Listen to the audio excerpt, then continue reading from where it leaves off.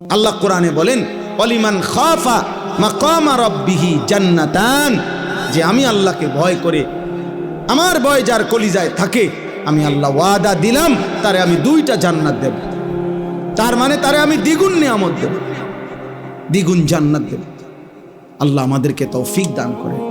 ওয়াল্লাযীনা হুম বিআয়াতি রাব্বিহিম ইউমিনুন।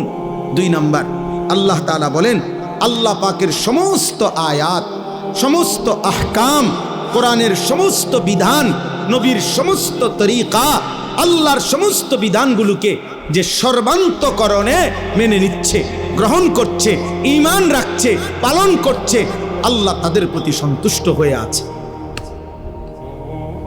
3 number ওয়াল্লাযীনা হুম বিরাব্বিহিম লা ইউশরিকুন। কোন অবস্থাতেই যারা আল্লাহর সাথে শিরিক করে না এক বিন্দু, তাদের প্রতি আল্লাহ সন্তুষ্ট হয়ে আছে। 4 নাম্বার ওয়াল্লাযীনা ইউতুনা মা আতাউ। সুবহানাল্লাহ।